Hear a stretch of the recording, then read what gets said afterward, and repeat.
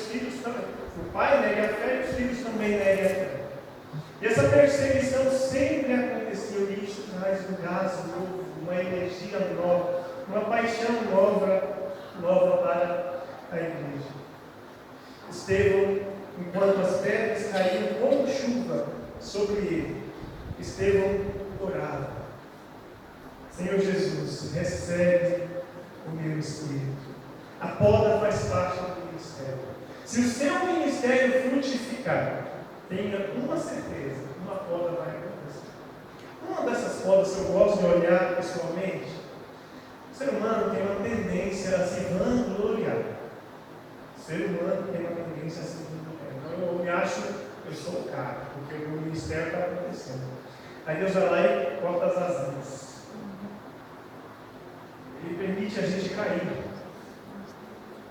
fraquejar. A gente ele nos devolve para o nosso lugar original, dependência de Deus. Então ele murcha a nossa voz, ele enxerga, te traz de volta para o lugar, para que você volte a dar frutos. Muitas vezes, o fato de sermos impedidos de exercer determinada obra na igreja local, na comunidade onde congregamos, não significa que essa obra não precisa ser feita. Ela significa que você está na comunidade errada. Deus te encheu o coração de uma visão para você fazer uma grande obra. Você vem com a ideia e planta no coração das pessoas aquela obra, e de repente a comunidade não abraça a obra, a comunidade rejeita a visão que Deus te deu. É um sinal que Deus está dizendo para você: eu quero te usar. E a igreja não pode ser um empecilho para eu te usar. Então, quando isso acontece, a gente tem que bater asas e dar outros voos por aí. O fato é que Estevão morreu. Sua morte culminou em perseguição que gerou avivamento na igreja também, através do outro, que é o Felipe. Nós terminamos a nossa mensagem falando da perseverança da obra. Chamado, poda, perseverança da obra. Saulo mostrou-se, Atos capítulo 8, de 3 a 11, Saulo mostrou-se muito cruel, devastando a igreja, invadindo as casas, levando homens e mulheres para a cadeia. Forçados a deixar seus lares, os seguidores de Jesus se tornaram missionários. Onde quer que se refugiassem, começaram a pregar a mensagem. Descendo numa cidade samaritana, Filipe proclamou a mensagem do Messias. Quando o povo ouviu sua pregação e viu os milagres, claros sinais da ação de Deus, eles se apegaram a cada palavra. Pessoas que não podiam ficar em pé nem andar foram curadas naquele dia.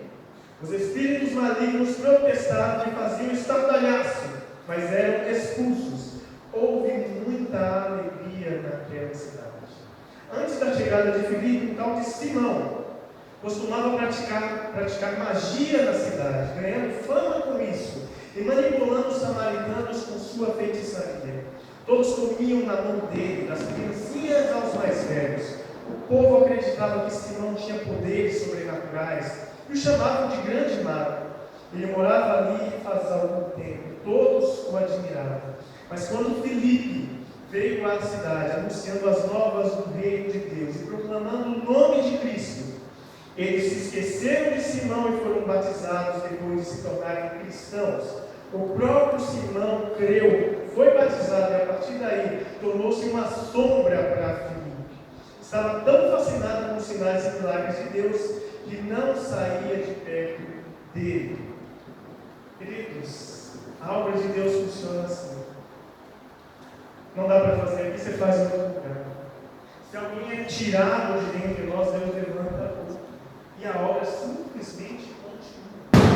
Eu não quero fazer, Deus está falando comigo, Deus está me incomodando desde o começo de tudo, desde a palavra da nossa querida irmã, mas eu não quero fazer o que eu quero fazer. Deus levanta outro. Se os nossos são tirados, Deus levanta outros. No momento, a igreja está sem o pastor Jamil. Qual o recado que Deus quer dar para a igreja?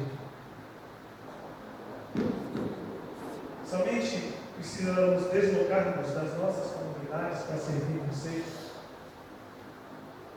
Deus tem homens de Deus cheios do Espírito Santo sentados na minha frente.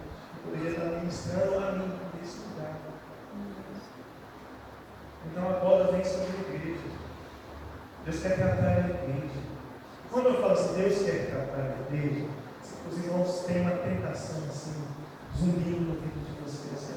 Aí você olha lá. Eu quero dizer que não é qualquer para ninguém. Quando eu falo Deus quer tratar a igreja, Ele quer tratar a igreja que se chama você. Que você é a igreja de Jesus Cristo. Você é a igreja de Jesus Cristo. Os frutos que Ele quer colher através de você, é só em você que Ele vai poder colher. O abençoado é você em fazer essa obra. E infeliz será você se recusar. Nada é mais satisfatório para a sua vida do que servir a obra de Deus. Por que eu estou dizendo isso? Nós somos seres humanos. Nós temos um corpo físico. Esse corpo precisa de comida. Nós temos uma alma, sentimentos. Esses sentimentos precisam de abraço, de amor, de carinho. Mas você tem um espírito. Você tem um espírito e esse espírito tem fome. Aí você vai conversar com Jesus. Jesus não comeu, você não se alimentou. Os discípulos vão abordar dessa forma. Jesus falou assim: a minha comida e a minha bebida é fazer a vontade daquele que me enviou e completar a sua obra. Ele estava dizendo que o seu espírito tem fome. E a fome que o espírito tem só é satisfeita em fazendo a vontade de Deus para a sua vida. Caso contrário, você vai viver enquanto cristão, que tem a fonte de água viva disponível para você, um vazio dentro da sua alma, um vazio dentro do seu espírito, um vazio que você tenta satisfazer com viagens, passeios, roda de amigos, culto na igreja, celebração da ceia. Você tenta satisfazer esse vazio com um monte de coisa. Eu tenho Jesus, eu não posso ter vazio se eu tenho Jesus. Ele é a fonte de vida, eu não posso ficar vazio. Por que eu estou vazio? A resposta vem da palavra do Senhor. A minha comida é fazer a vontade daquele que me enviou e completar a sua obra. Deus tem uma obra para você. A obra continua a partir de Filipe. Filipe foi fazendo a obra de Deus e os milagres foram acontecendo, assim como acontecia com Estevão. Inclusive, um carinha famoso que entrou aqui em cena, chamado Simão, era o cara que ele gostava de enrolar as pessoas, enganar as pessoas. A obra de Deus é tão forte que até esses homens são alcançados pela graça e misericórdia de Deus. Continuando o texto, só um detalhezinho. Os apóstolos chegaram, foram noticiados que as pessoas receberam bem o Evangelho, e eles vieram para impor as mãos para as pessoas serem batizadas com o Espírito Santo. Aí o cara não tinha entendido, Simão, ele falou: puxa vida, que negócio legal, dá para dar uma graninha para esse negócio que eles fazem. Eles olham, os caras recebem o Espírito Santo, eu quero isso aí. Aí foi argumentar com Pedro: pô, quanto você quer, moço? Quanto você quer para me vender esse negócio? Pedro, como colérico, como sempre, não mede as palavras nunca. Ele disse: meu, está de brincadeira. Vai para o inferno com esse dinheiro seu aí. A obra de Deus não precisa de dinheiro. A obra de Deus precisa de pessoas. A obra de Deus precisa de corações. Recadinho para nós. Eu dou dízimo, faço tudo direitinho na igreja. Não falta um domingo, escola bíblica dominical, encontro de irmãs, faço tudo certinho, pastor, está tudo certo. Não tente comprar o favor de Deus porque você faz para Deus. Ou você é usado por Deus, ou você está tentando impressionar Deus e as pessoas. Feche os seus olhos. Vamos orar. Espírito Santo de Deus,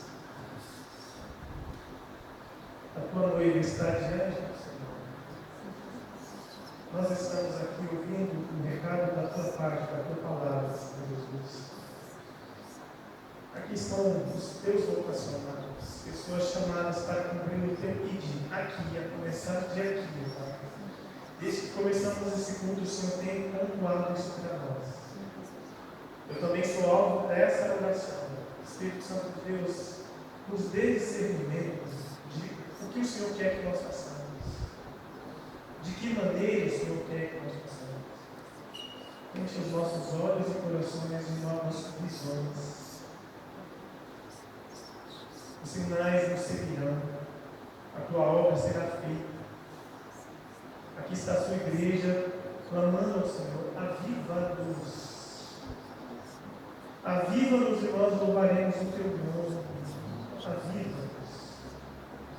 O nosso espírito, nesse momento, clama por alimento. O mais profundo do nosso ser clama por alimento, e esse alimento chama-se obra de Deus. Nós queremos nos alimentar da tua palavra, mas nós queremos nos alimentar do teu serviço, Pai. O teu serviço, o serviço a ti, também é alimento espiritual. Assim como é o jejum, assim como é a oração. Fazer a tua obra é alimento, Pai. Então enche o nosso coração desse desejo, desse anseio por fazer a tua obra, aonde quer que o Senhor nos colocar, Pai. Abençoa a tua igreja. Aviva a tua obra nesse lugar. É no teu nome que nós oramos e te agradecemos. Amém. Amém. Quero agradecer a oportunidade. Que Deus abençoe a obra da igreja.